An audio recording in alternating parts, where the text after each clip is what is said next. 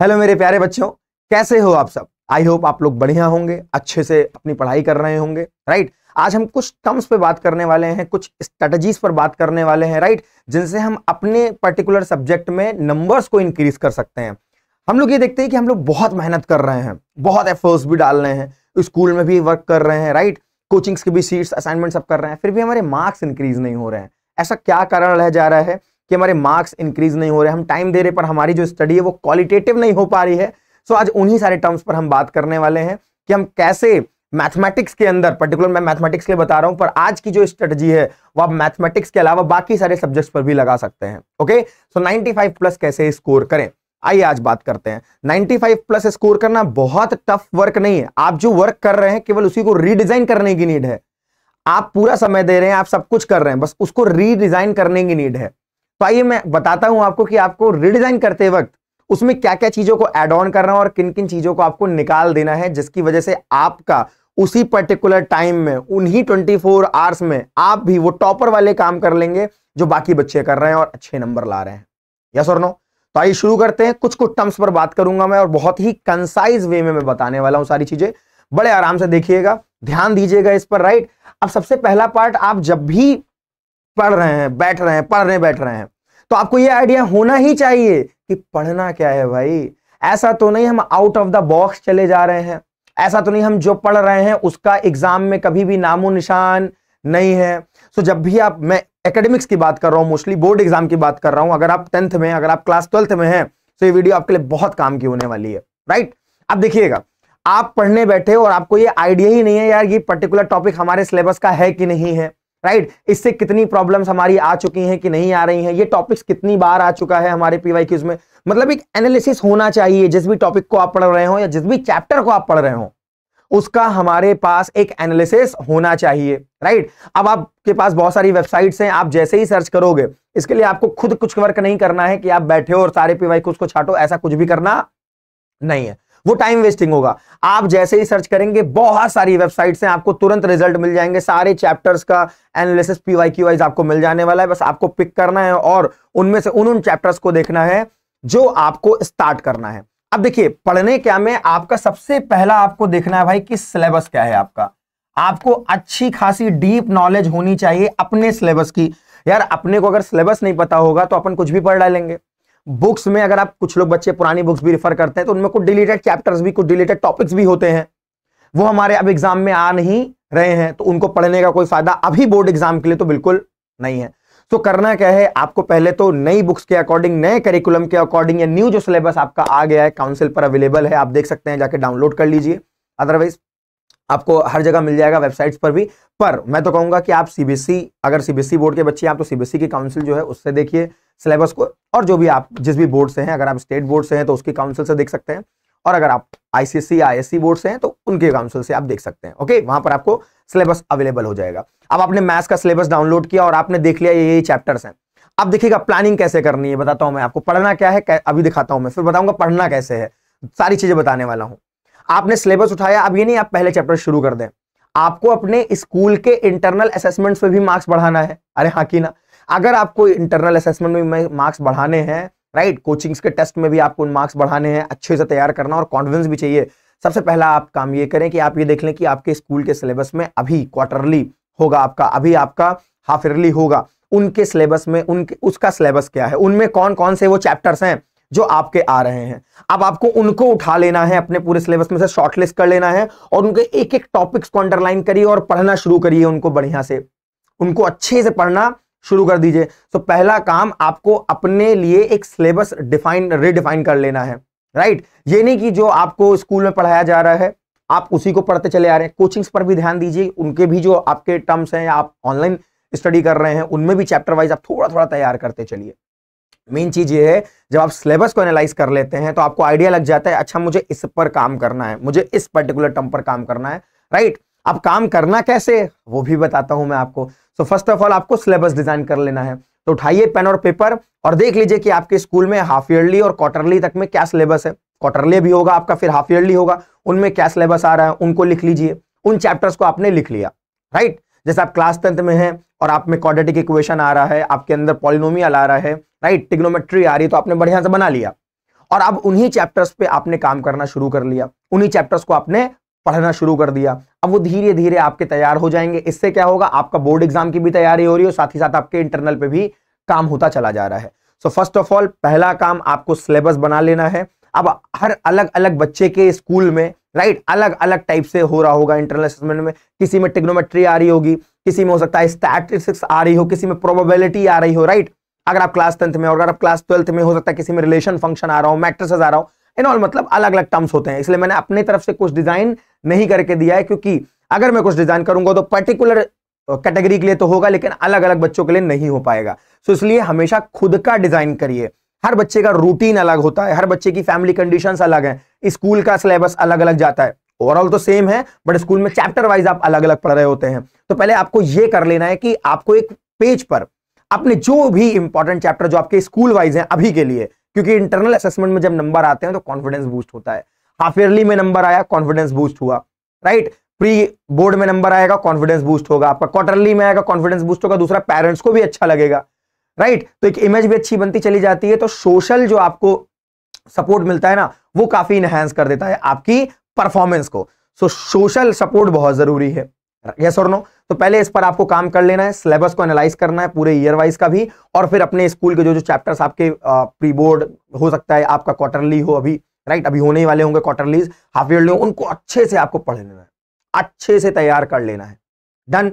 अब इतना काम करने के बाद, सिलेबस को अच्छे से एनालाइज करने के बाद, ओके, एनालिसिस देखने के बाद, अब आपके दिमाग में ये आना चाहिए कि हम इसको तैयार कैसे करें, कैसे पढ़ाई करें और कैस मेथड से पढ़ाई करें, सो दैट वो जो हमारी स्टडी है वो एक क्वालिटेटिव स्टडी बन सके, वो एक क्वालिटेटिव स्टडी बन सके। अब क्वालिटेटिव स्टडी बनाने के लिए पहले तो आपने सिलेबस देख लिया है, अब आपको कुछ चीजें अपनानी पड़ेंगी और कुछ चीजों को छोड़ना पड़ेगा। सो आइए बताता हूं आपको कि अब पढ़ना कैसे है। तो देखिए, आपको पढ़ना कैसे है, आपको पता है पढ़ना क्या है, आपने एनालाइज किया, अब आपको देखना है पढ़ना कैसे है। सबसे पहला टाइम टेबल। टाइम टेबल बनाने को नहीं बोल रहा हूं, अपना टाइम टेबल अभी का देखिए, करंट सिनेरियो का टाइम टेबल देखिए। कहीं ऐसा तो नहीं उसके अंदर, उस टाइम टेबल के अंदर कहीं भी सेल्फ स्टडी का पार्ट ही ना रह रहा हो, ऐसा तो नहीं है। देखिए, आप किसी भी टीचर से पढ़ रहे हो, ऑनलाइन पढ़ रहे हो, चैनल से पढ़ रहे हो, ऑफलाइन किसी सेंटर से पढ़ रहे हो, राइट, कहीं से भी आप सपोर्ट ले रहे होंगे, ये तब तक आपको फायदा देने वाला नहीं है जब तक कि आप अपनी सेल्फ स्टडी उसके अंदर नहीं डाल रहे होंगे। अदरवाइज आप कहीं से भी पढ़ेंगे, बहुत खास फायदा नहीं मिलेगा। स्कूल आपको 30-40% इनहैंस कर रहा है, कोचिंग इंस्टीट्यूट आपको और 70% इनहैंस कर देंगे, 80% इनहैंस कर देंगे, बट अबव 90 जाने के लिए, अबव 95 प्लस जाने के लिए आपको अपनी सेल्फ स्टडी डालनी पड़ेगी। बिना सेल्फ स्टडी को इंक्लूड किए ये समझ लीजिए कि आप 95 प्लस जाना थोड़ा सा मुश्किल हो जाएगा। अगर आप गॉड गिफ्टेड हैं, अच्छा माइंडसेट है, वेल एंड गुड, लेकिन सेल्फ स्टडी बहुत जरूरी है। जो भी बच्चे एक्सपेक्ट कर रहे हैं कि भाई 80 में हम आ रहे हैं, लाइक कर रहे हैं, अगर उनको 95 प्लस जाना है, 90 प्लस जाना है, तो सेल्फ स्टडी का टाइम बढ़ाइए, जो आपने पढ़ा उसको रिवाइज करिए। तो पहला वर्क, अपने टाइम को क्या करना है, आपको ट्रैक करना है। First of all track your time, okay. अपने टाइम को ट्रैक करिए कि ऐसा तो नहीं कहीं आपका जो समय है वो फोन चलाने में ज्यादा चला जा रहा है, okay. So track your time, अपना टाइम बढ़िया से ट्रैक करिए, और ट्रैक करने के बाद उसमें से जो आपको लगता है यार ये चीज हमारे काम की तो नहीं है ज्यादा, हम इसे एलिमिनेट कर सकते हैं, एलिमिनेट कर दो, आप उसको आप एलिमिनेट कर दो। अभी जो करंट सिनेरियो उसका टाइम टेबल बना रही है, और जो आप करना चाहते हैं, जो आप फोड़ना चाहते हो, उसका टाइम टेबल तैयार करो कि यार मुझे मैथ्स बैठ करके 2 घंटा पढ़नी है, अब 2 घंटे का समय कैसे निकालूं, मैं स्कूल भी जा रहा हूं, मैं कोचिंग भी जा रहा हूं, मैं शाम को आ रहा हूं घर पर लेट, थक जा रहा हूं, सो जा रहा हूं। उसी में आपको एनहांसिंग करनी है, उसी में आपको देखना है कि कहीं ऐसे छोटे छोटे काम तो नहीं है जो मेरा टाइम ज्यादा किल कर दे रहे हैं। उन काम को, उन वर्क को आपको निकाल फेंकना है और उसकी जगह आपको इनको इंक्लूड कर देना है, राइट। तो जो भी आपका टाइम टेबल है उसको आप डिफाइन करिए, और उसके अंदर पहले तो अपने टाइम को ट्रैक करिए कि कहां मेरा टाइम वेस्ट हो रहा है, उसको निकालिए और उसकी जगह उन टाइम को ऐड करिए जो आपकी स्टडी के लिए इंपॉर्टेंट है, जो आपके एग्जाम के लिए इंपॉर्टेंट है, उन टाइम को ऐड करिए, ओके। और ये एडिशन और ये रिमूवल आप खुद कर सकते हैं, कोई और नहीं, बिकॉज टाइम आप वेस्ट कर रहे हैं, टाइम का यूज आपका ही टाइम है, आपका पूरा दिन है, आप उसको कैसे डिजाइन करते हैं, कैसे प्लान करते हैं, that's on you, okay. So track your time and after that plan your day. आप क्या करिए, अपना डे प्लान करिए।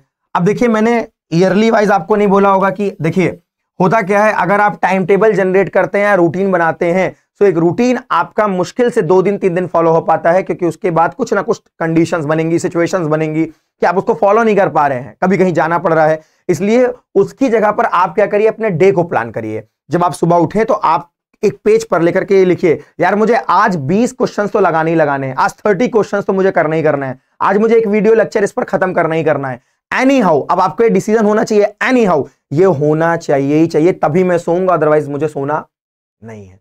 इस बात का ध्यान रखिए। आप अपने डे को प्लान करिए। जब अपने डे को प्लान करेंगे, सुबह उठते माइंड में चीजों को लाएंगे, दिखेगा खुद ही धीरे धीरे धीरे धीरे एफिशिएंसी इंक्रीज करेगी, और वो क्वालिटी जो आप मिस कर रहे हैं ना, जो आप बाकियों में देख रहे हैं वो क्वालिटी यार मेरे अंदर नहीं आ रही है, वो आना शुरू हो जाएगी, वो बननी शुरू हो जाएगी। तब आएगा मैजिक आपके अंदर भी। ओके, सो आपको क्या करना है, अपना टाइम टेबल ट्रैक करने के बाद उन टाइम्स को रिड्यूस करना है जो वेस्ट ऑफ टाइम वाले पार्ट है, और उनमें क्या करना है, आपको अपने डे को फिर प्लान करना उसी हिसाब से शुरू कर देना है। दूसरा वर्क क्या करना है, अब आपने अपना दिन प्लान कर लिया, यार मुझे आज मैथ्स 1 घंटा लगानी एनी हाउ, मैं 8 to 9 आऊंगा जब घर, तो मैं बैठ करके मैथ्स की प्रॉब्लम्स को सॉल्व कर रहा हूंगा। अब उसमें करना क्या है, आपको सबसे पहले जो मैंने आपको बोला कि आपको चैप्टर पिक कर लेना है भाई, जो मैंने स्टार्टिंग में सिलेबस में आपको बताया, चैप्टर पिक करिए। और ये चैप्टर कैसे होने चाहिए, आपके जो अपकमिंग एग्जाम में आने वाला है उस चैप्टर को उठाइए। ऐसा मत करिए किसी और के टाइम टेबल को, किसी और के रूटीन को, किसी और के स्कूल के सिलेबस के हिसाब से आप चलते चले जा रहे हैं।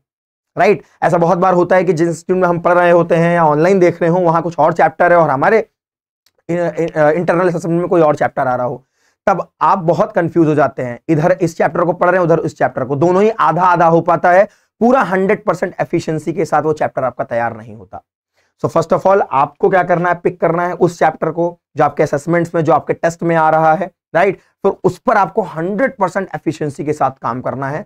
अब करना क्या है, आपको सबसे पहले तो इसके कॉन्सेप्ट्स को पढ़ लेना है। आपको चैप्टर पिक किया, कॉन्सेप्ट्स को पढ़ा। अब कॉन्सेप्ट्स आप ऑनलाइन देख सकते हैं, अवेलेबल है आपके पास, और आप ऑफलाइन भी जा सकते हैं, ये सब आपके पास अवेलेबल है। आज के समय में रिसोर्सेज की बिल्कुल कोई कमी नहीं है, सारी चीजें आपको बड़ी आराम से मिल जाने वाली हैं। अवेलेबिलिटी तो बहुत अच्छे से है ना, और कंटेंट भी काफी अच्छे से आपको मिल जाएंगे।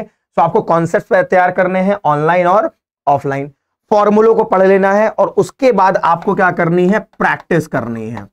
उसके बाद आपको प्रैक्टिस करनी है। प्रैक्टिस से अगर आप भागे, आपने केवल किसी की वीडियो देख कर लिया और उसके बाद आप बैठ गए, कोई फायदा नहीं होने वाला। 10-15% आपको आ गया होगा, 20% आ गया होगा, नए नए शब्द सुन लिए होंगे आपने, थोड़ा सा आप स्कूल में बता देंगे दोस्तों के साथ, यार मुझे ये चीज पता है, थोड़ा भौकाल हो जाएगा, लेकिन उससे कोई फायदा होने वाला आपका नहीं है। प्रैक्टिस करनी पड़ेगी, because practice makes maths perfect. अगर आप प्रैक्टिस नहीं कर रहे हैं तो फिर आपकी मैथ्स में कह सकते हैं स्पीड नहीं इंक्रीज होगी आपकी, आप नई नई प्रॉब्लम को टैकल नहीं कर पाएंगे। जब आप प्रैक्टिस करते हो, नई प्रॉब्लम्स को टैकल करते हो, तब आपका माइंड ओपन होता है, डायमेंशंस और ओपन होती हैं, और आप नई नई प्रॉब्लम्स जो आपको और मिल सकती हैं एग्जाम में, उनसे आप जूझ सकते हो, उनको आप सॉल्व कर सकते हो। राइट, तो प्रैक्टिस करना बहुत जरूरी है। इसके बाद, इसके इतना करने के बाद आप डीपीपीज देख लीजिए जो आपको मिल रही हो, डीपीपीज। ओके, जो हम शीट्स प्रोवाइड करते हैं आपको अपने टेलीग्राम चैनल पर, बोर्ड बूस्टर शीट हो गई, नॉर्मल शीट्स हो गई, उनको प्रैक्टिस कर सकते हो आप अगर आपको चाहिए, है ना। सो डीपीपी सॉल्व कर लीजिए आप, है ना, अच्छे से। दूसरा आप क्या कर सकते हो, फिर इसी के साथ में जब डीपीपीज हो जाए तो पीवाईक्यूज भी आप थोड़ा सा एनालिसिस, जो मैंने आपको बताया ना, आपको वेबसाइट्स पर मिल जाएगा, बहुत सारी अलग अलग वेबसाइट्स हैं, आप सर्च करोगे, आपको एनालिसिस मिला, उस एनालिसिस के हिसाब से आपने उन क्वेश्चंस को देख लिया, पीवाईक्यूज में लेटेस्ट के क्वेश्चन जो आ रहे हैं, अच्छा यार इस टॉपिक के क्वेश्चन आ रहे हैं, हमें ये देख लेना है, हाइट एंड डिस्टेंस के ये क्वेश्चंस आए हुए हैं, जरा हमने इन्हें सॉल्व कर लेना है। वो चैप्टर आपका बहुत अच्छा तैयार हो जाएगा। दूसरा, क्योंकि पीवाईक्यूज भी आपने अभी लगा लिया है अच्छे से टाइम दे करके, विश्वास मानिए जो कॉन्फिडेंस आपके अंदर आएगा, आप खुद महसूस करेंगे अपने अंदर, एक अलग सी एनर्जी आपको नजर आएगी। ओके, तो जब कोई चीज अच्छे से तैयार हो जाती है ना, तो एनर्जी भी आएगी, अच्छे से आप उसको डिफाइन कर पाएंगे, लोगों को बता पाएंगे, और आप कॉन्फिडेंट महसूस करेंगे। एग्जाम में बैठेंगे तो आप नल तो नहीं हो सकते कि यार ये तो बिल्कुल मुझे नहीं आ रहा है, फिर आप उसमें काम कर पाएंगे, उसमें आप हाथ पर चला पाएंगे, अब सवाल को मुझे करना ही करना है, यस और नो, क्योंकि अब आपको आदत पड़ चुकी है हसल करने की। तो be hustler, okay, be hustler. उसके बाद जो मैंने आपको बताया, शीट्स, पीवाईक्यूज और टेस्ट, इन तीनों का आपको संगम लेके चलना ही चलना है, मस्ट है भाई, बिल्कुल मस्ट है, इन तीनों को लेके चलना। अगर इनमें से किसी एक को भी आपने छोड़ा तो दिक्कत होगी। शीट से क्या होता है, आपकी प्रैक्टिस आती है, आप नए नए क्वेश्चंस को देखते हो, आप नए नए क्वेश्चंस को एनालाइज करना शुरू करते हो, नई प्रॉब्लम के साथ भिड़ना शुरू करते हो। पीवाईक्यू से क्या होता है, आपका जो बोर्ड एग्जाम होने वाला है उनमें कैसी प्रॉब्लम्स हमारे सामने आ रही हैं उनका आइडिया लगता है कि अच्छा बोर्ड एग्जाम में हमारे 2023 में ये प्रॉब्लम आ रही है, ऐसा टॉपिक पूछा जा रहा है, ये पूछा जा रहा है। उससे आपको आइडिया लग जाता है कि यार ये जो मैंने पढ़ा है क्या ये मैंने सही पढ़ा है, जिस चीज की मैं तैयारी कर रहा हूं, जिस चीज का मैंने एनालिसिस कर लिया है, क्या ये हमारे बोर्ड एग्जाम से बिलोंग कर भी रहा है कि नहीं कर रहा है, इसका आइडिया आपको लग जाता है। कहीं आपने गलती तो नहीं की ये पर्टिकुलर वीडियो देख के या कुछ पढ़ करके, या आपसे रिलेटेड है कि नहीं, या आपके एग्जाम से रिलेटेड है कि नहीं, इसका आइडिया लग जाता है, राइट। और उसके बाद आप देते हैं टेस्ट, और टेस्ट ये आपके लिए होता है अपने आप को टेस्ट करने के लिए कि जो हमने यहां से यहां तक का काम कर रखा है क्या वो हमने बिल्कुल सही दिशा में कर रखा है, सही तरीके से कर रखा है, कहीं उसकी डायरेक्शन गलत तो नहीं है। वो सारी चीजों को आप किस में देख लेते हो, इन टेस्ट में। जब आप टेस्ट देते हैं तो आपका एनालिसिस निकल के आता है। टेस्ट से ये नहीं पता चलता कि आप खराब हैं, आप अच्छे हैं, ऐसा कुछ नहीं होता है, राइट। टेस्ट से ये आपको आइडिया लगता है कि आपने, अगर वीकली टेस्ट है तो आपने एक हफ्ते में जो चीजें पढ़ रखी हैं, क्या एक हफ्ते में आपने अपनी पूरी एफिशिएंसी डाली है। अब जितनी आपने एफिशिएंसी डाली होगी, जितना आपने अपना कैलिबर बूस्ट किया होगा, उतने ही मार्क्स आपको आपके टेस्ट में नजर आ रहे होंगे। एक मंथ में अगर कोई आपका एग्जाम हो रहा है, टेस्ट हो रहा है, तो उससे आपको एक मंथ की आपकी अपनी परफॉर्मेंस पता चल जाती है। यार 20 में से अगर मेरे 15 नंबर आ रहे हैं, मतलब मैंने इतने % अपना इसके अंदर डाला हुआ है, 100% नहीं दिया हुआ है। ओके, वो आपको आइडिया लग जाता है। सो अपने आप को टेस्ट जरूर करिए, समय समय पर टेस्ट योरसेल्फ, खुद को टेस्ट करते रहिए कि ये मैं जो कर रहा हूं, मैं जो पढ़ रहा हूं, क्या वो बिल्कुल सही डायरेक्शन में चल रहा है, क्या वो अच्छे से चल रहा है। ओके, अब इतना करने के बाद आपको काफी अच्छा कॉन्फिडेंस तैयार हो जाएगा आपके माइंड में। आप बिल्कुल अच्छे से तैयार होंगे टॉपिक को लेकर के, चैप्टर को लेकर के। और मैंने इसलिए चैप्टर वाइज बोला है, बल्क में चीजें नहीं बता रहा हूं, धीरे धीरे धीरे करते जाएंगे। कहते हैं ना कि बूंद बूंद से घड़ा भर जाता है।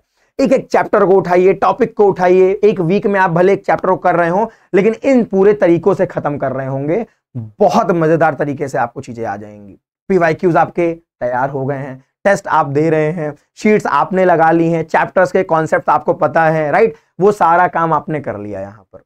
सो इस तरीके से पढ़ाई करेंगे तो that is the qualitative study. ये आपकी एक क्वालिटेटिव स्टडी की तरह काम आएगी, क्वालिटी बढ़ जाएगी यहां पर आपकी। ओके, क्वालिटी इनहैंस कर जाएगी। आपने कुछ कुछ चीजें पढ़ी, मैंने बहुत ज्यादा चीजें नहीं बोली हैं कि आप ये बुक पढ़ लीजिए, वो बुक पढ़ लीजिए।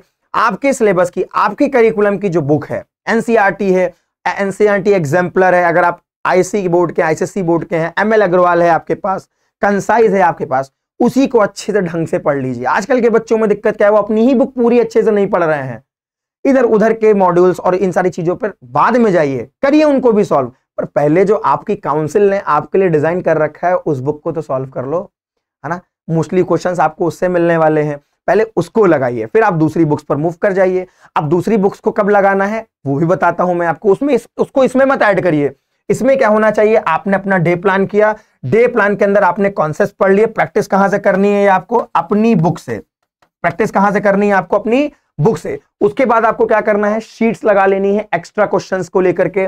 फिर आपने पीवाईक्यू सॉल्व कर ली, या आपको ऑनलाइन अवेलेबल हो जाएंगे, किसी भी वेबसाइट पे आप सर्च करेंगे, आपको आपके बोर्ड एग्जाम के डेट वाइज पीवाईक्यूज मिल जाएंगे। मार्केट में और भी बुक्स आती हैं, अगर आप ऑफलाइन चाहते हैं, मार्केट में बुक्स हैं, अवेलेबल है, आप देख लें। टेस्ट आपको मिल जाते हैं, टेस्ट आपको स्कूल में मिलने वाले हैं, आपके कोचिंग इंस्टीट्यूट में मिलने वाले हैं, राइट। और ऑनलाइन में हम भी आपको प्रोवाइड करेंगे टेस्ट बहुत जल्दी, कुछ नई चीजों के साथ आपको बताएंगे और भी चीजें कैसे आप टेस्ट देंगे। और ऑनलाइन बिल्कुल उसी सिलेबस पे, उसी पर्टिकुलर पैटर्न पे आपका टेस्ट जनरेट होगा, राइट।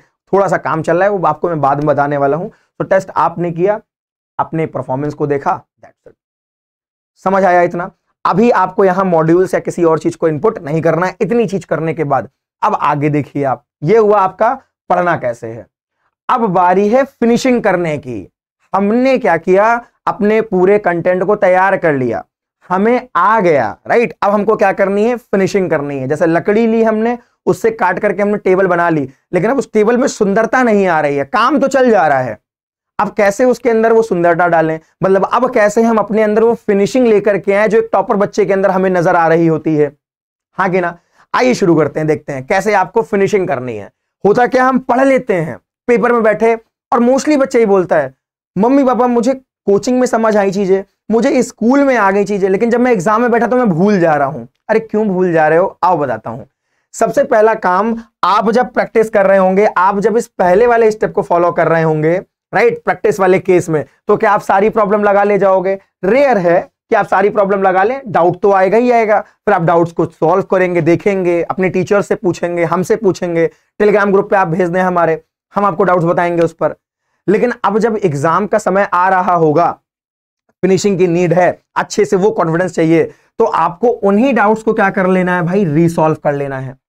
उन्हीं डाउट्स को आपको क्या करना है, पकड़ना है। आपको पहले तो अपने डाउट्स का एक कॉपी आपकी डाउट्स की होनी चाहिए, एक छोटी सी कॉपी 10 रुपए खरीद की बना लीजिए, उसके अंदर डाउट्स पड़े होने चाहिए। और आपको एग्जाम के समय उन्हीं डाउट्स को क्या कर लेना है, सॉल्व कर लेना है। क्योंकि ये तो डाउट में था ना, बाकी चीजें तो आपने बढ़िया मक्खन तरीके से करी, ये डाउट वाला फंसेगा, इसमें आपको कॉन्फिडेंस कम है, हाँ कि ना, इसको एक बार और सॉल्व करते हैं, इसको एक बार और फोड़ते हैं। तो आपको डाउट्स को क्या करना है, रीसॉल्व करना है। इससे आपके टॉपिक्स और अच्छे हो जाएंगे जिनमें आपको दिक्कत हो रही थी, क्योंकि पहले दिक्कत थी तभी तो डाउट आया, तभी तो क्या आया, डाउट आया। अब इस डाउट में हो सकता है 2 टाइप की मिस्टेक, बस आपके डाउट्स में मैथमेटिक्स के अंदर 2 टाइप की मिस्टेक होती हैं। पहली आपकी भाई कॉन्सेप्चुअल, कि यार आपने कॉन्सेप्ट ही नहीं पढ़ रखा है सही से, आपको कॉन्सेप्ट का आइडिया नहीं है, आप लगा ही नहीं पा रहे हैं फॉर्मूला। ये जो कॉन्सेप्चुअल मिस्टेक होती है ना, कॉन्सेप्चुअल मिस्टेक, ओके, ये आपकी पहली की शुरुआत की 3 लाइन में दिख जाती है। कॉन्सेप्चुअल मिस्टेक हो रखी होगी इसके अंदर, है ना। तो ये आपकी स्टार्टिंग की 3-4 लाइन होती हैं। जैसे आपको क्वाड्रेटिक का रूट निकालना है, आपको धराचार्य फॉर्मूले से निकालना, धराचार्य ही नहीं याद है, नेचर ऑफ रूट्स का अपने को फॉर्मूला ही नहीं याद है, सो कंडीशंस नहीं याद है। सो ये हुई कॉन्सेप्चुअल मिस्टेक। तो डाउट के 2 रीजन हो सकते हैं, एक तो कॉन्सेप्चुअल मिस्टेक, दूसरा भाई जो आजकल बच्चों में बहुत ज्यादा देखने को मिल रही है वो है कैलकुलेशन मिस्टेक, कैलकुलेशन मिस्टेक। और मैं इतने कॉन्फिडेंस से सारी चीजें इसलिए बता पा रहा हूं क्योंकि ऑफलाइन सेंटर में मैं पिछले 7 साल से काम कर रहा हूं और मैंने ये देखा हुआ है, इन सारी चीजों को मैंने एनालाइज कर रखा है कि बच्चों के अंदर या तो कॉन्सेप्चुअल मिस्टेक है, आप खुद देखोगे अपनी कॉपी में, या तो ऊपर की 3 लाइन में मिस्टेक आ रही है, या तो सोल्यूशन के लास्ट लाइन में मिस्टेक आ रही है। अगर लास्ट में आ रही है तो वो कैलकुलेशन मिस्टेक है, उस पर काम करना शुरू करिए, छोटी छोटी कैलकुलेशंस करना शुरू करिए, जोड़ना घटाना शुरू करिए। है मिस्टेक, उसमें कोई दिक्कत नहीं है दिक्कत, कोई दिक्कत नहीं है, उस दिक्कत पे काम नहीं कर रहे हैं, यही तो दिक्कत है यार, उस पर काम करना शुरू करो। कॉन्सेप्चुअल मिस्टेक आपको आ रही है, फिर से आप रिवाइज करो, बुक को उठाओ, पढ़ो, अपने टीचर से बात करो, सर ये मुझे नहीं आ रहा है। आप हमें टेलीग्राम पे मैसेज करिए, सर हमें इस टॉपिक में डाउट है, ओके। आज मैं अपना फोन नंबर भी आपको देने वाला हूं, कॉल करें, बताएं मुझे दिक्कत, आपसे बात करेंगे, काउंसलिंग भी करेंगे, कोई दिक्कत नहीं है, ओके, बढ़िया तरीके से। अब इतना करने के बाद जब आप अपने डाउट्स को रिसॉल्व कर लें, कॉन्सेप्चुअल मिस्टेक और कैलकुलेशन मिस्टेक को आप इनहेंस कर लें, उसके बाद बारी आती है भाई स्पीड की। क्योंकि एग्जाम में हम ये भी सुनते हैं बच्चों के मुंह से कि मम्मी पापा मुझे पूरा पेपर आ रहा था, जो जो सर ने पढ़ाया मुझे सब आ रहा था, लेकिन मैं पूरे पेपर को सॉल्व नहीं कर पाया, टाइम बचा ही नहीं, टाइम बहुत कम था, पेपर लेंदी था, पेपर टफ था। ये सारी चीजें बेकार हैं। पेपर लेंदी, पेपर टफ, ये सारी चीजें आप तब बोलते हो जब आपकी स्पीड क्या होती है, कम, आपको समझ ही नहीं पता है कि कितना किस सवाल पर देना है। और वहां पर अगर आप एक छोटे सवाल के अंदर बड़े मेथड्स को लगाते चले जा रहे हो, बड़े टर्म्स के साथ लिखते चले जा रहे हो, फिर कुछ नहीं होने वाला, फिर आपकी लास्ट वाली प्रॉब्लम्स छूट जाती हैं। सो आपको जो नेक्स्ट वर्क करना है फिनिशिंग के अंदर, वो किस पे करना है, स्पीड पर। पहले स्टेप में स्पीड कहीं ऐड मत करिएगा, पहले स्टेप में हमें सीखना है, दूसरे स्टेप में हमें क्या करना है, स्पीड पर काम करना है। अब स्पीड कैसे बढ़ेगी आपकी, तो टाइमर लगा के सॉल्व करें? नहीं भाई, टाइमर लगाने से कुछ नहीं होगा, आधा ध्यान तो टाइमर पे रहेगा आपका। हाँ, अगर आप पूरा बल्क में सवाल लगा रहे हैं तो टाइमर लगा लीजिए, पर क्वेश्चन टाइमर मत यूज करिएगा, क्योंकि अलग अलग क्वेश्चन की अलग अलग टाइमिंग्स होती हैं, ओके। पर क्वेश्चन टाइमर नहीं है। अब आपने बना लिया, नहीं यार मैं तो 30 सेकंड में करूंगा, एक लॉन्ग प्रॉब्लम है, वो तो 30 सेकंड में होने नहीं वाली है, यस और नो। सो टाइमर आप बल्क में यूज कर सकते हैं, पर ऐसे मत यूज करिएगा पर क्वेश्चन। सो स्पीड बढ़ाने के लिए आपको फिर से क्या करना पड़ेगा, प्रैक्टिस। अब मैंने आपसे बोला था ना, आपसे मैंने बोल रखा था कि आप अगर कोई मॉड्यूल्स लेते हैं, आप पर्टिकुलर कोई स्टडी मटेरियल ले रहे हैं, आप पर्टिकुलर कोई दूसरी बुक ले रहे हैं, रेफरेंस बुक ले रहे हैं जो आपकी कोर्स टेक्स्ट बुक से अलग है, अब स्पीड इंक्रीज करने में वो मदद करेगी आपको। सो अदर मटेरियल आप यहां प्रैक्टिस करिए, अदर बुक्स हो गई आपकी, प्लस शीट्स हो गई आपकी, राइट। तो ये आपकी क्या इनहेंस कर देती हैं, स्पीड इनहेंस करेंगी। प्लस आपके यहां पर भी मैं ऐड करूंगा टेस्ट को, यहां पर भी आपको मॉक्स अपने टेस्ट सॉल्व करने हैं। जब आप टेस्ट देते हैं, एक पर्टिकुलर टाइम बाउंडेशन के अंदर आप प्रॉब्लम को सॉल्व करते हैं और कंपटीशन के साथ में सॉल्व करते हैं, यस और नो। सो यहां पर आपको अदर बुक्स और शीट्स और साथ ही साथ क्या करना है, टेस्ट भी फॉलो कर लेना है। आप लगाइए दूसरी बुक्स को, पर पहले वाले स्टेप में अपनी कोर्स बुक को खत्म करिए, उसका एक एक सवाल खा जाइए, उसके एक एक एग्जाम्पल को निपटा दीजिए, बचे ही ना रहा हो कुछ। टीचर बोले तुमको पता है यार इस पेज पर ये एग्जाम्पल है, इस पेज पर ये क्वेश्चन है, ऐसा कॉन्फिडेंस होना चाहिए, ऐसी नॉलेज होनी चाहिए। उसके बाद आप अदर बुक्स पे जाइए जो आपने सुना है, जो आपके दोस्त लगा रहे हैं, जो आपके टीचर आपको रेफर कर रहे हैं कि नहीं ये बुक भी तुम लगा लो अच्छा रहेगा, उन सारी बुक्स को आप तब सॉल्व करिए, पहले मत करिएगा। ओके, तो इससे आपकी स्पीड इंक्रीज हो जाएगी। नेक्स्ट वर्क जो आपको करना है वो है आपका क्विक रिवीजन। एक कॉपी होनी चाहिए आपकी, कल एग्जाम है आपका, कल यूनिट टेस्ट है आपका। अब ऐसे बहुत सारे इंटरनल असेसमेंट होते रहते हैं, आप क्या उसमें अपने पूरे दिन को ही दे देंगे? क्या आप पूरा हफ्ता उसी पेपर के लिए तैयार करते रहेंगे? तो जो आपने अपने लिए प्लान योर डे में तैयार किया होगा उसका क्या, वो तो गया।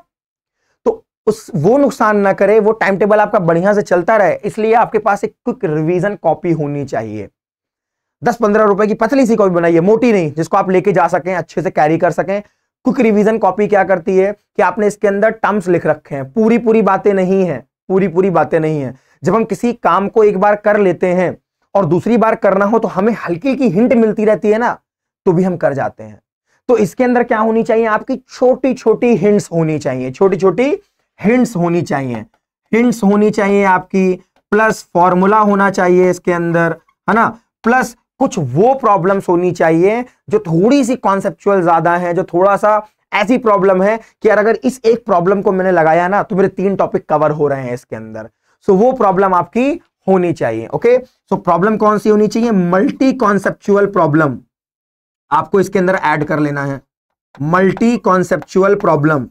और ये लेकर के बैठिए, जब टीचर्स आपको सॉल्व करा रहे हो, जब आप पढ़ रहे हो तो वो आती रहती है बीच में, तो ये नहीं आप बाद में छाट कर रहे हो, वहीं पर कॉपी रखिए पास में। इसलिए मैंने बोला 10 रुपए की पतली कॉपी बनाओ यार, उसके अंदर लिख लो इस प्रॉब्लम को उसी वक्त, उसको अपनी नॉर्मल बुक में लिख रहे हो आप तभी उस समय लिख लीजिए, हार्डली उसी समय आपको 1-2 मिनट लगने वाला है, आपकी कॉपी तैयार होती जा रही है, आपकी कॉपी तैयार होती जा रही है। सो मल्टी कॉन्सेप्चुअल क्वेश्चन जो हो आपके, उसको इसमें ऐड कर दीजिए। मल्टी कॉन्सेप्चुअल क्वेश्चन कि यार अगर ये 1 से 2 सवाल मैंने लगाया ना तो ये पूरा कॉन्सेप्ट मेरा बिल्कुल चमक जाएगा, बिल्कुल क्लियर हो जाएगा, right. So quick revision copy होनी चाहिए जिसके अंदर हिंट्स होनी चाहिए टॉपिक से रिलेटेड, और आपके फॉर्मूले होने चाहिए इंपॉर्टेंट जो आपको याद नहीं रह रहे हैं, दिक्कत दे रहे हैं, और साथ में मल्टी कॉन्सेप्चुअल आपके क्वेश्चन होने चाहिए। अब इसको आप कोचिंग जाते समय रास्ते में देख सकते हैं, अपने दोस्त से बात करते समय देख सकते हैं, घर में आप ऐसे ही बैठे हुए हैं या कुछ कर रहे हैं, तब भी आप इन कॉपी को खोल करके, पतली सी कॉपी है, कहीं पर भी आप लेके चले गए, बढ़िया से देख रहे हैं, राइट। तो हर तरीके से ये आपको बेनिफिट देने वाला है। अगर आप इतना कर लेते हैं, विश्वास मानिए, आप करिए और फिर मुझसे बात करिए। अभी मैं आपको नंबर दूंगा अपना, तब आप बात करेंगे, आपको लगेगा। और इतना आप अगर 1 मंथ तक कर लेते हैं, केवल 1 मंथ तक, आगे आपकी आदत बन जाएगी पहले तो ये, उसके बाद आपको अपने अंदर इतना ज्यादा कॉन्फिडेंस, एनर्जी महसूस होगी कि सर मैं पहले 75 सोच रहा था कि आ जाएंगे, मैं पहले 85 सोच रहा था आ जाएंगे, लेकिन अब मैं 95 प्लस बूस्ट करके रहूंगा अपने आप को, 95 प्लस फोड़ के आऊंगा मैं, इतना तो मैं लेके ही आ जाऊंगा, मुझे पूरा विश्वास है अपने ऊपर। ओके, इतना वर्क आपको करना ही करना है।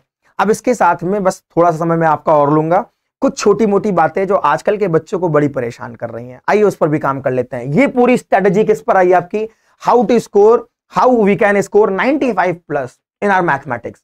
आप अलग अलग, अब जैसे PYQs हो गए आपके, जो आपके थ्योरी सब्जेक्ट है उनमें आपको थ्योरी पर कमांड करना है, स्पेल मिस्टेक पे कमांड करना है कि आप स्पेल मिस्टेक ना कर रहे हो, आप जो लिख रहे हो सही लिख रहे हो, है ना, वो सारी चीज आप दूसरे सब्जेक्ट में ऐड ऑन कर सकते हैं। ये पूरी स्ट्रेटेजी आप मैथ्स में फॉलो करेंगे, बढ़िया रिजल्ट लाएंगे। और पिछले 6-7 सालों से ऑफलाइन में हम बच्चों पे ये अप्लाई करवाते हैं, उनको सजेशंस देते हैं, राइट, उनमें बताते हैं और उनसे काफी बेनिफिट मिलता है।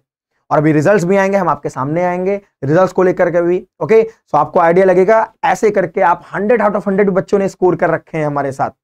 कई बच्चे हैं ऐसे, अदीम आजीम हो गई, प्रियांशी सोनी, ऐसे बच्चे हमारे पास हैं जिन्होंने 100 आउट ऑफ 100 भी ऐसी स्ट्रेटेजी के साथ फोड़ा हुआ है, राइट। मैं लाऊंगा उनको भी, आपको दिखाऊंगा उनका रिजल्ट भी। ओके, सो इनको फॉलो करिए, काफी अच्छा रहेगा, राइट, काफी अच्छे से आप एग्जाम में स्कोर कर पाएंगे। अब 2-4 बातें और समझिए भाई, और क्या करना चाहिए, और क्या करना चाहिए। ये थोड़ा सा पढ़ाई से हटके रहेगा, पर इसको करना चाहिए, ये आपके माइंड को स्ट्रांग करता है।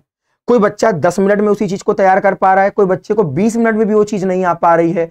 सिंपल याद करने की चीजें, लर्न करने की चीजें, तो ऐसा क्या अंतर आ रहा है, राइट। अब उसने वो किया कि नहीं किया वो मुझे नहीं पता ना, आपको आइडिया है वो क्या कर रहा है।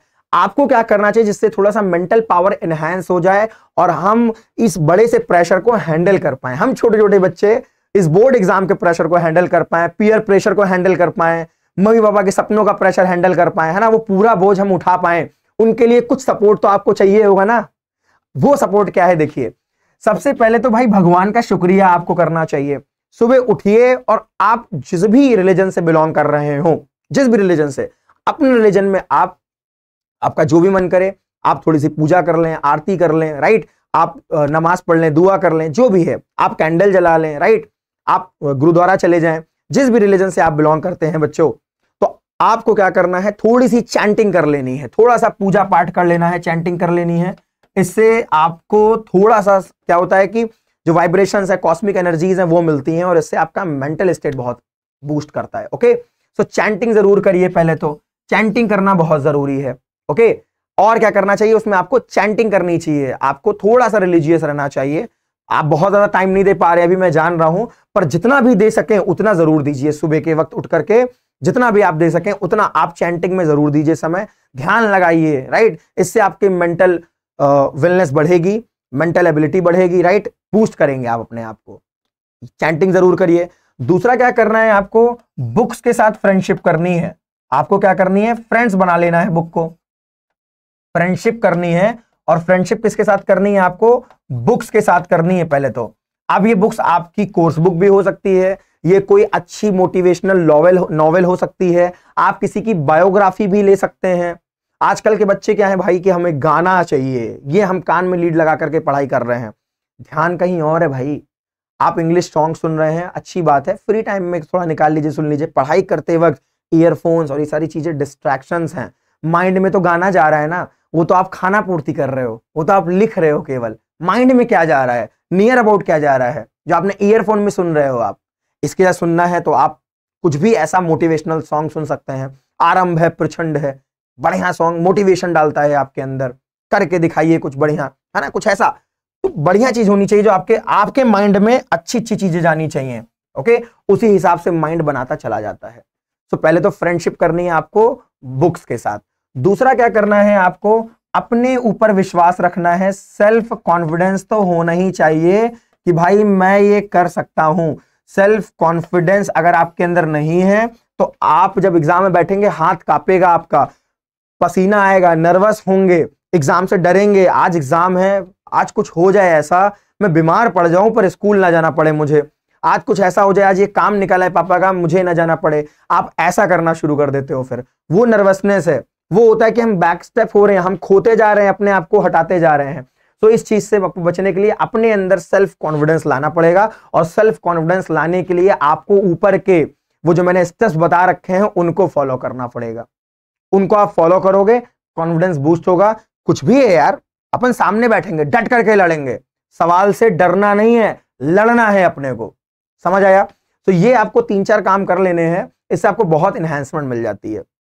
ओके, अच्छे से समझ आया इतना। दूसरा, अब इसके बाद आपको लास्ट चीज क्या करनी है, क्या क्या चीजें हमें नहीं करना है अपनी स्टडी के अराउंड या भी हमारे बोर्ड एग्जाम के अराउंड, हमें क्या क्या काम नहीं करना है। आइए बताता हूं आपको क्या क्या नहीं करना है। पहले तो फोमो से बचो। आजकल ये बड़ा ट्रेंड में चल रहा है FOMO, fear of missing out से। यार वो लड़का तो बहुत अच्छा ला रहा है, वो सबसे अच्छा है, हम उसके साथ घुल मिल जाते हैं, उसी के साथ रह जाते हैं, हम अपने आप को नीचे बनाते रहते हैं, वो चलता चला जा रहा है। या फिर हम एक क्लास में बैठे हुए हैं, अपने स्कूल की क्लास हो गई या ऑफलाइन सेंटर की क्लासेस हो गई, या हम बैठे हुए क्लासेस में, ऑनलाइन में भी आप कमेंट स्क्रीन में है, आपके 10 बच्चों ने आंसर कर दिया है, 10 स्टूडेंट ने आंसर कर दिया आगे के। अब आपको डाउट है, आप उठा ही नहीं पा रहे शर्म के मारे। ऐसा तो नहीं हंस देंगे, ऐसा नहीं मुझे कमजोर समझ लेंगे, अरे कोई दिक्कत नहीं है, समझने दीजिए, आप अपनी दिक्कत को दूर करिए। अगर आप उन 10 की लाइन में आना चाहते हैं तो फोमो से बचिए और उठ करके आगे आइए, अपने सवाल को पूछिए, आपका अधिकार है, आपका हक है, सवाल को पूछिए, अपने डाउट्स को पूछिए। सो फोमो से बचिए, है ना, फोमो से बचिए। फियर ऑफ मिसिंग आउट बोलते हैं इसे, कि जिन्हें फियर ऑफ मिसिंग आउट हो जाता है फिर वो अपने आप को काबिल ना समझ करके पूरी दुनिया को काबिल समझते हैं, है ना। तो इससे बचना है, फियर ऑफ मिसिंग आउट से। आपको खुद को भी काबिल समझिए और काबिलियत लाइए अपने अंदर। डन। नेक्स्ट आपको कंपैरिजन। अब कंपैरिजन करना भी और नहीं भी करना है। पहले तो रॉन्ग कंपैरिजन से बचना है आपको, रॉन्ग कंपैरिजन बिल्कुल नहीं करना है।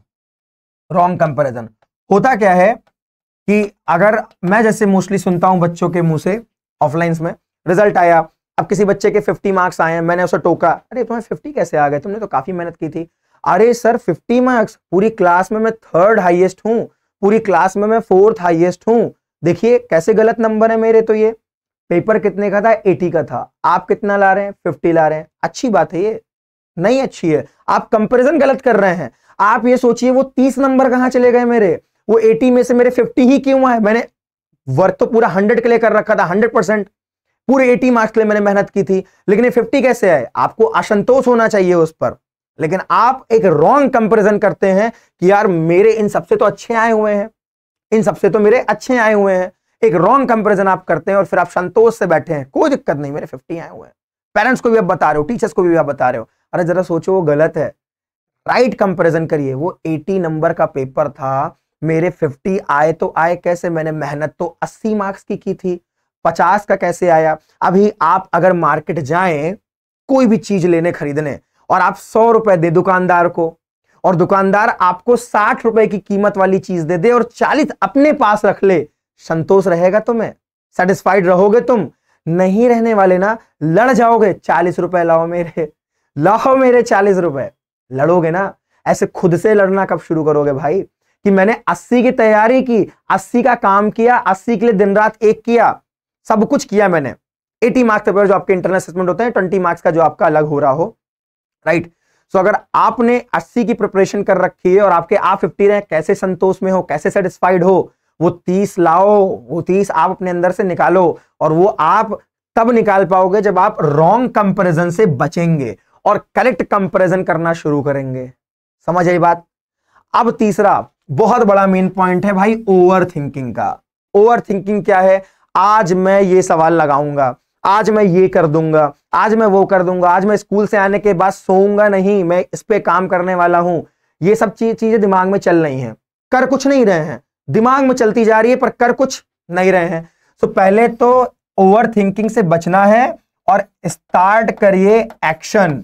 एक्शन लेना शुरू करो भाई, स्टार्ट करो एक्शन लेना।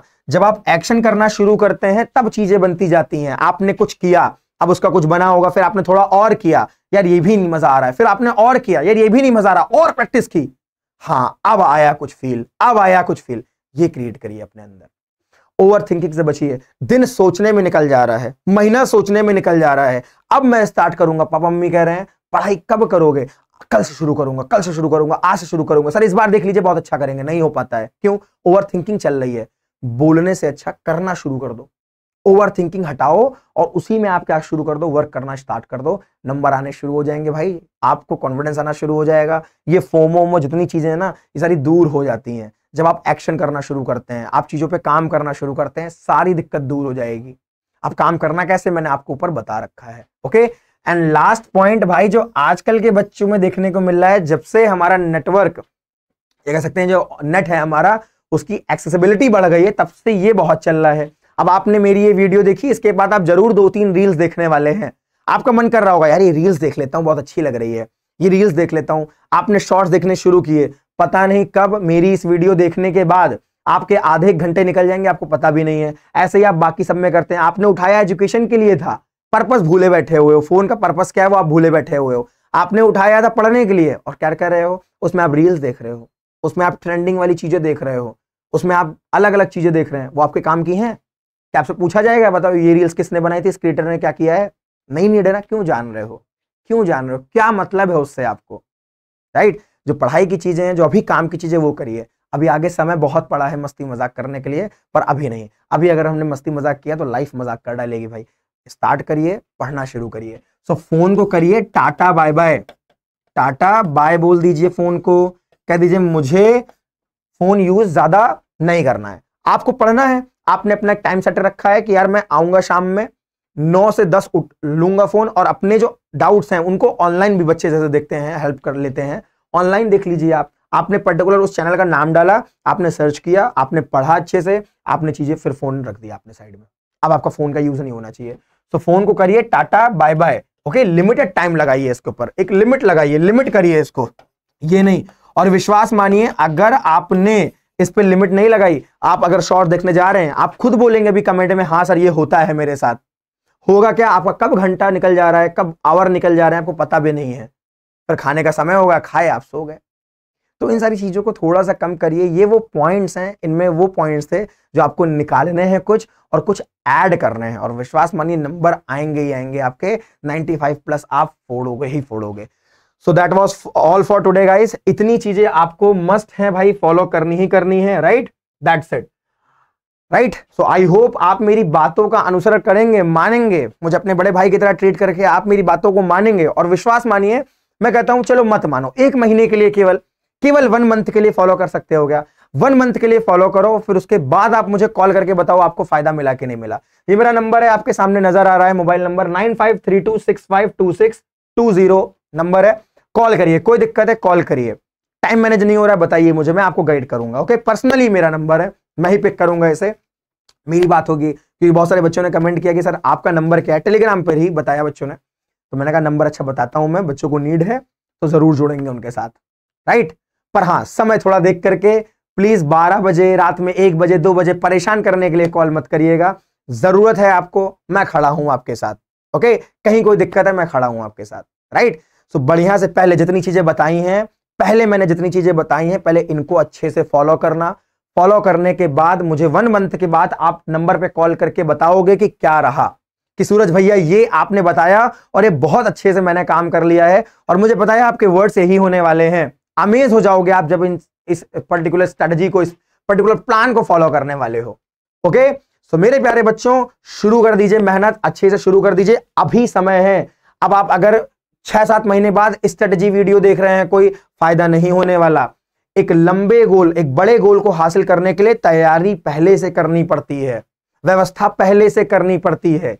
हमारी समय वेस्ट करने की आदत है, उस आदत को बदलने के लिए 1-2 महीने का समय लग जाएगा आपको अच्छे से उसमें आने के लिए, उसके बाद आप फ्लो के साथ बढ़ते जाओगे।